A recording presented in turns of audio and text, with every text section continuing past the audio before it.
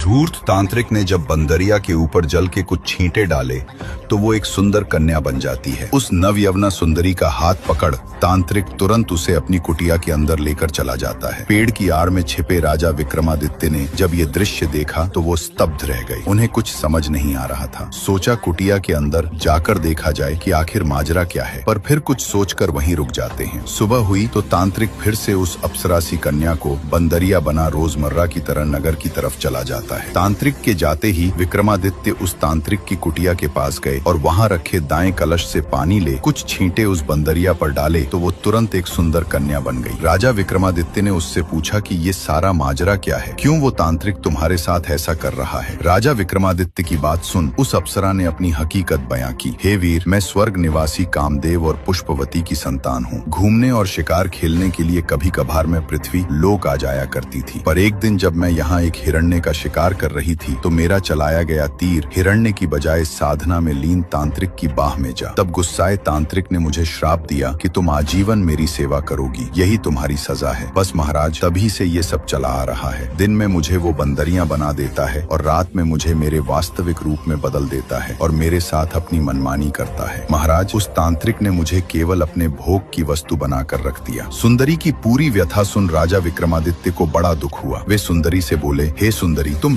धूर्त तांत्रिक ने जब बंदरिया के ऊपर जल के कुछ छींटे डाले तो वो एक सुंदर कन्या बन जाती है। उस नवयवना सुंदरी का हाथ पकड़ तांत्रिक तुरंत उसे अपनी कुटिया के अंदर लेकर चला जाता है। पेड़ की आड़ में छिपे राजा विक्रमादित्य ने जब ये दृश्य देखा तो वो स्तब्ध रह गए। उन्हें कुछ समझ नहीं आ रहा था। सोचा कुटिया के अंदर जाकर देखा जाए कि आखिर माजरा क्या है, पर फिर कुछ सोचकर वहीं रुक जाते हैं। सुबह हुई तो तांत्रिक फिर से उस अप्सरासी कन्या को बंदरिया बना रोजमर्रा की तरह नगर की तरफ चला जाता है। तांत्रिक के जाते ही विक्रमादित्य उस तांत्रिक की कुटिया के पास गए और वहां रखे दाएं कलश से पानी ले कुछ छींटे उस बंदरिया पर डाले तो वो तुरंत एक सुंदर कन्या बन गई। राजा विक्रमादित्य ने उससे पूछा कि ये सारा माजरा क्या है, क्यों वो तांत्रिक तुम्हारे साथ ऐसा कर रहा है। राजा विक्रमादित्य की बात सुन उस अप्सरा ने अपनी हकीकत बयां की। हे वीर, मैं स्वर्ग निवासी कामदेव और पुष्पवती की संतान हूँ। घूमने और शिकार खेलने के लिए कभी कभार मैं पृथ्वी लोक आ जाया करती थी, पर एक दिन जब मैं यहाँ एक हिरण्य का शिकार कर रही थी तो मेरा चलाया गया तीर हिरण्य की बजाय साधना में लीन तांत्रिक की बाह में जा।